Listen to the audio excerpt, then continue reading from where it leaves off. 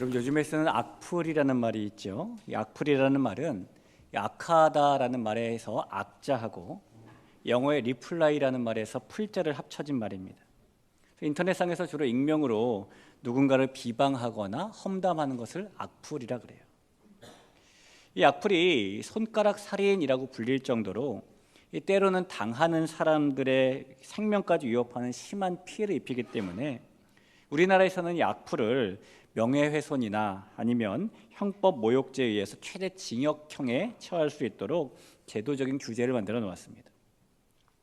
이 인터넷상에서 익명으로 누군가를 향해 비방하는 것을 악플이라고 한다면, 아예 그 사람 앞에서 대놓고 말로 비방하는 것은 디스라고 불러요. 이 비방에 대해서 악플이니 디스니 이런 새로운 단어들이 생겨날 정도로 우리는 현재 누군가를 비방하는 것이 너무 아무렇지도 않게 여겨지는 시대, 또 누군가에게 비방받는 것이 너무 쉬워진 시대를 살고 있죠. 리서치 기업인 엠브레인 트렌드 모니터 조사를 보면은 현대인의 76.4%는 내 삶이 불행하다라고 생각하는 상당히 우려되는 수준의 정신건강 상태를 가지고 있다고 합니다. 그 이유는 현대인이 심리적으로 수많은 고통을 겪으며 살고 있기 때문인데요. 그 고통의 많은 원인 중에 하나로 지목되고 있는 것이 다른 사람에게 받는 비난, 비방입니다. 그러니 오해를 받고 비방을 당하는 일은 우리들에게 고통스러운 일이 분명하죠. 우리가 예수님을 믿는 성도로서 누군가에게 그 사랑을 실천하기 위해서 관대하게 선을 베풀었는데, 만약 그 일후에 우리에게 되돌아오는 것이 우리를 향한 비방이라면, 우리가 그런 자신을 향한 비방과 오해를 겪는다면 누구나 다 고통스러울 겁니다. 그럴 때 성도로서 우리는 어떤 반응을 보여야 하는 것일까요? 2000년 전인 오늘 예수님께서는 십자가 위에서 죽으시기 위해 예루살렘에 입성하셨고요, 또 이 세상에서 마지막에 한 주간을 보내셨습니다. 그래서 우리는 오늘을 예수님의 예루살렘 입성을 기억하는 종려주일로 모이고 있고, 내일부터 이번 한 주간은 고난주간으로 기억하면서 특별 새벽 기도회를 드리게 돼요. 그래서 우리는 오늘을 시작으로 이번 한 주간 동안에 1세기 때 고린도라는 지역에 세워졌던 교회에서 일어났던 일들을 살펴보면서 21세기인 오늘 세워진 우리라는 교회의 모습을 한번 고찰해 보려고 합니다. 그 시작으로 먼저 우리는 오늘 고린도 교회를 세우는 주축이 되었던 바울이 오해와 비방과 비난을 받는 상황을 만났을 때 그 고통 속에서 그는 어떤 대처를 하고 있는지를 살펴보게 될 거예요. 저와 여러분이 오늘 이 바울의 고통 속에서 한 대처를 살펴보면서 예수님을 믿으면서 오해를 받고 비방을 받고 불이익과 손해를 겪게 되고, 예수님을 믿으면서 온갖 어려움과 불편을 겪게 될 때에 그 고통에 대처할 수 있는 하나님의 방법을 함께 배워볼 수 있기를 예수님의 이름으로 축복합니다.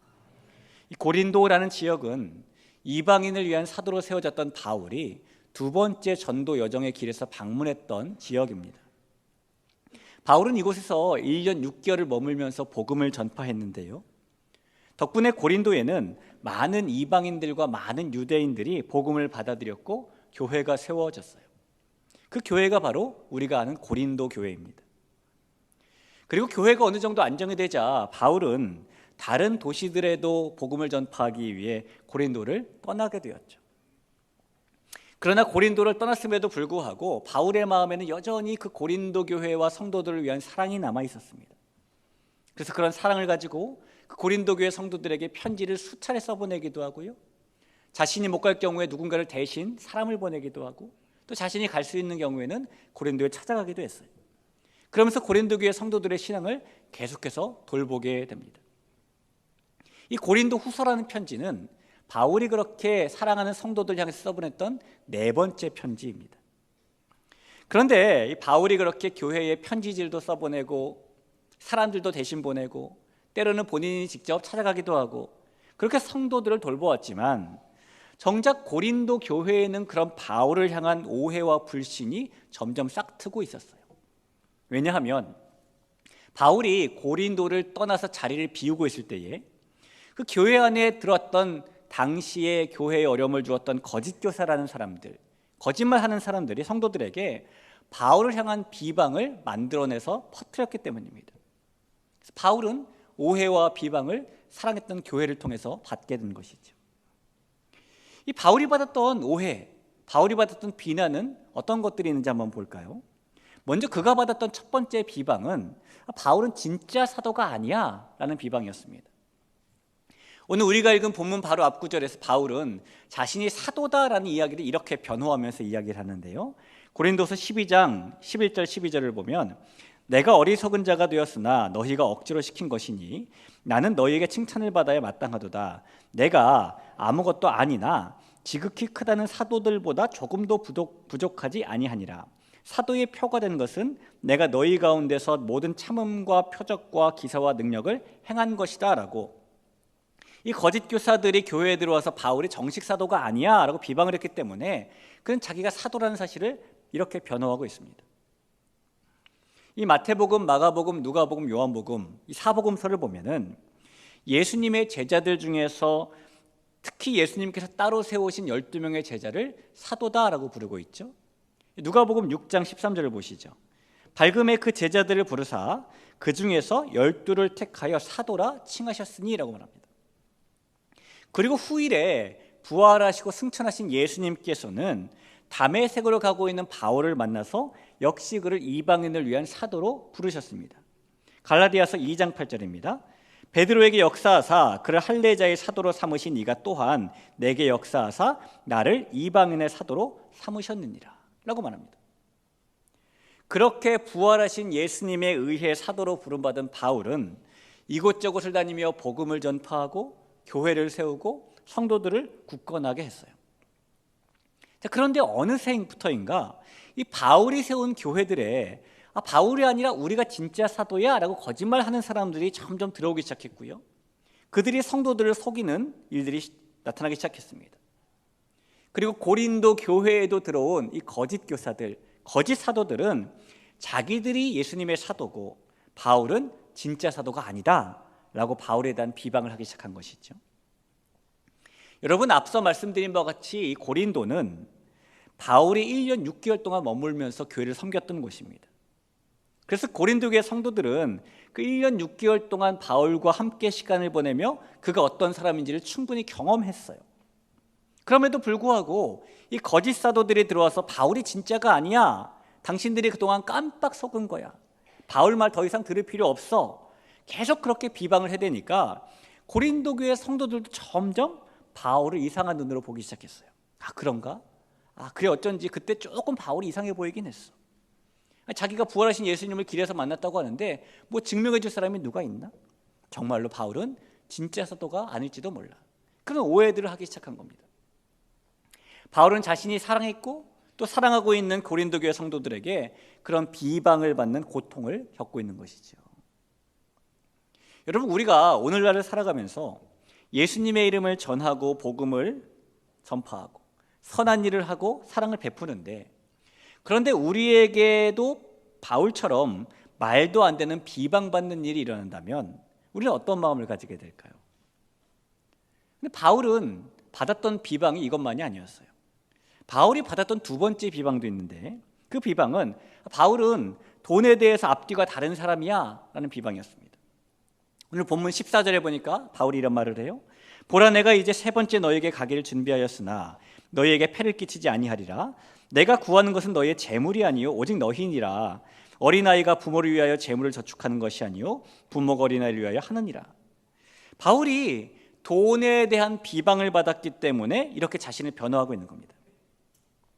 이방인을 위한 사도로 세워진 바울은 여러 도시들을 돌아다니면서 복음을 전했는데요, 그러려면은 그 사역들을 위해서, 생활을 위해서 당연히 돈이 필요했겠죠. 고린도에 있을 때에도 돈이 필요했을 겁니다. 그러나 바울은 고린도에 교회를 세우고 성도들을 세울 때에 그 돈 때문에 누군가에게 손을 벌린 적이 단 한 번도 없습니다. 대신 바울은 스스로 일을 해서 자신에게 필요한 돈을 마련했어요. 그 이야기가 사도행전 18장 1절에서 3절에 나옵니다. 한번 볼까요? 그 후에 바울이 아덴을 떠나 고린도에 이르러 아굴라라 하는 본도에서 난 유대인 한 사람을 만나니 글라우디오가 모든 유대인을 명하여 로마에서 떠나라 한 고로 그가 그 안에 브리스길라와 함께 이탈리아로부터 새로 온지라.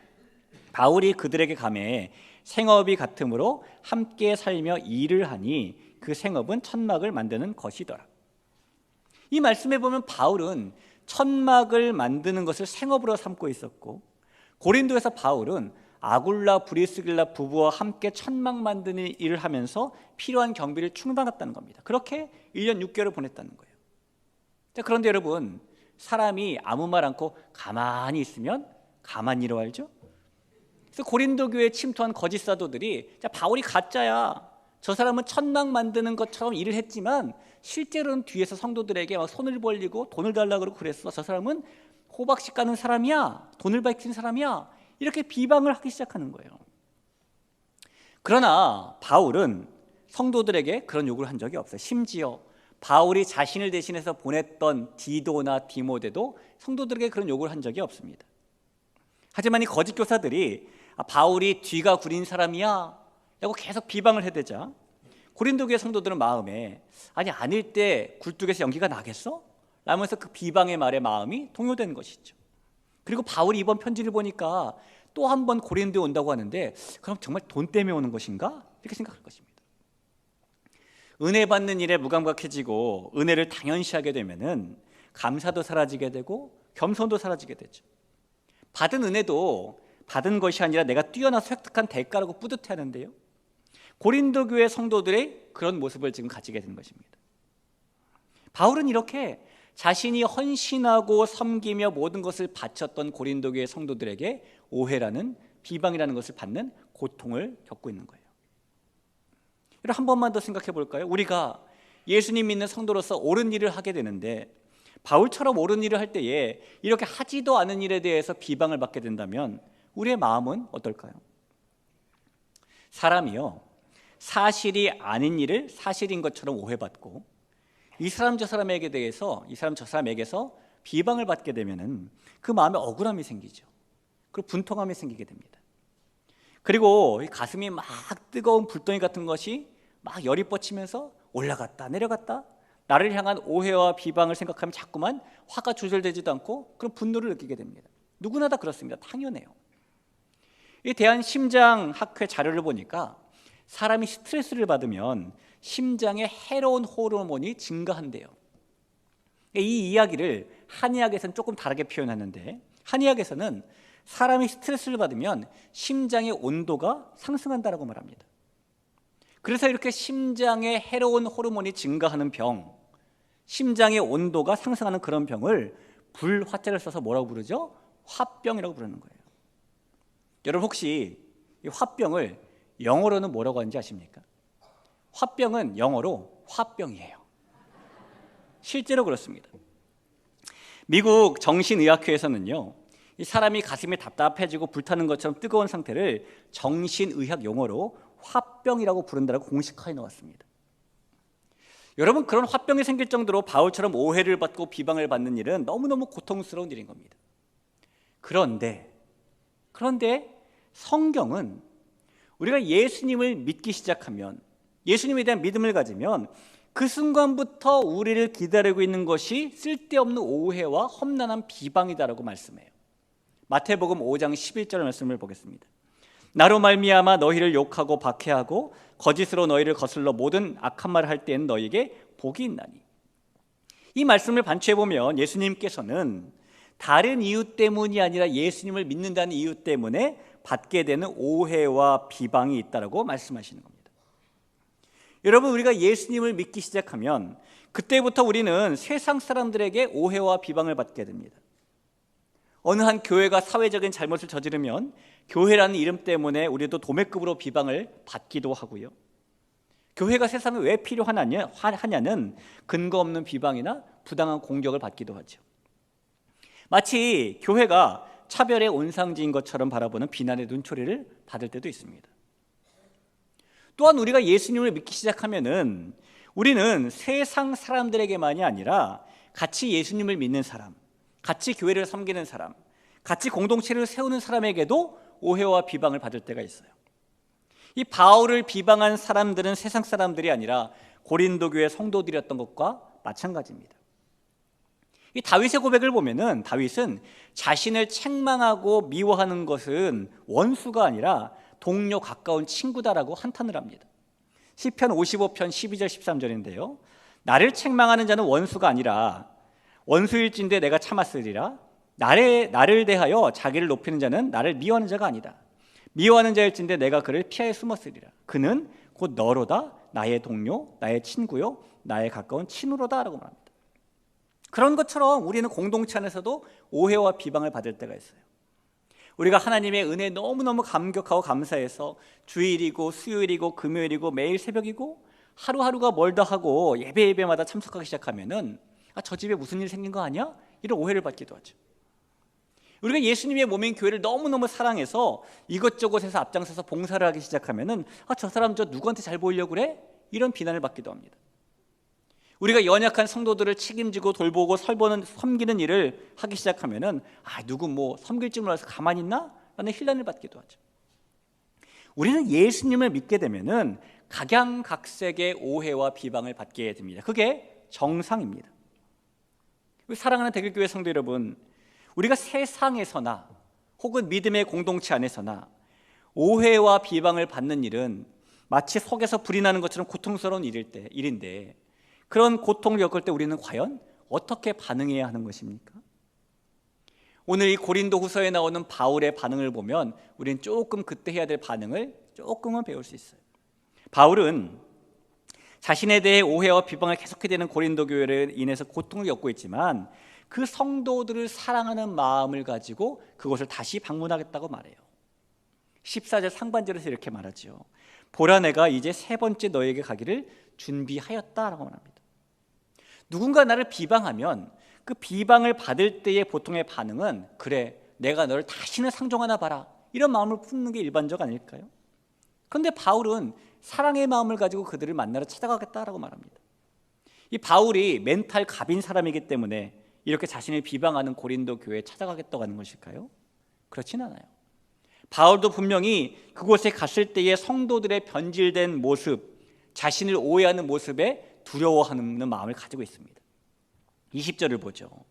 내가 갈 때에 너희를 내가 원하는 것과 같이 보지 못하고 또 내가 너희에게 너희가 원하지 않는 것과 같이 보일까 두려워하며 또 다툼과 시기와 분냄과 당짓는 것과 비방과 수금거림과 거만함과 혼란이 있을까 두렵다라고 말합니다. 그러나 그런 두려움이 있음에도 불구하고 바울은 자신을 향한 오해와 비방이 있는 고린도 교회를 향해 사랑으로 나아가겠다라고 말합니다. 여러분, 바울이 왜 이런 반응을 보이는 것이죠? 바울이 고린도 교회 성도들을 다시 품고 사랑으로 나아가는 이유는 자신이 이 비방과 오해 속에 살 수 있는 일은 예수님이 가르쳐 주신 대로 하늘의 상을 바라보며 기뻐하는 것뿐이기 때문이에요. 우리가 조금 전에 읽어봤던 마태복음 5장 11절에 이은 12절까지 한 번 더 보면은 나로 말미암아 너희를 욕하고 박해하고 거짓으로 너희를 거슬러 모든 악한 말을 할 때에는 너희에게 복이 있나니 기뻐하고 즐거워하라. 너 하늘에서 너희의 상이 큼이라. 너희 전에 있던 선지자들도 이같이 박해하였느니라 라는 말씀이 있습니다. 여러분, 우리가 오해를 받거나 비방을 받아서 고통을 겪고 있다면 원통하고 분통한 마음을 내려놓고 하늘의 상을 바라보며 기뻐해야 하는 겁니다. 왜냐하면 바울도 하늘의 상을 바라보며 기쁨으로 오해와 비방의 진원지인 고린도로 가려고 했고요. 왜냐하면 예수님께서도 하늘의 상을 바라보며 기쁨으로 가진 오해와 비방, 멸시와 천대, 고난과 십자가를 감당하셨기 때문입니다. 이 오해와 비방은 우리 예수님께서 당하셨던 많은 고난 중에 하나예요. 가룟 유다는 예수님을 오해했고 대제사장들과 서기관들과 유대인들은 예수님을 비방했습니다. 헤롯은 예수님을 무시했고 유다 병정들은 예수님께 야유를 퍼부으며 무자비한 모욕을 가했습니다. 빌라도와 그 부하들은 예수님의 왕권을 조소했고 그리고 십자가 아래 있던 사람들은 예수님을 향해 소름 끼칠 정도로 무서운 악담과 비난의 말을 퍼부어대죠. 예수님께서는 우리 못지않게 억울함이 무엇인지 분통함이 무엇인지 오해받는 배신의 실망이 얼마나 큰지 비방을 당하는 폭력의 고통이 얼마나 아픈지 그 고립감과 모욕과 아픔을 잘 알고 계시는 그런 분이세요.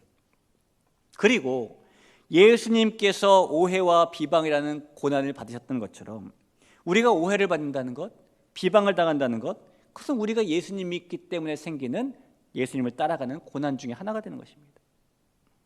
여러분, 다시 한번 부탁드리고 싶어요.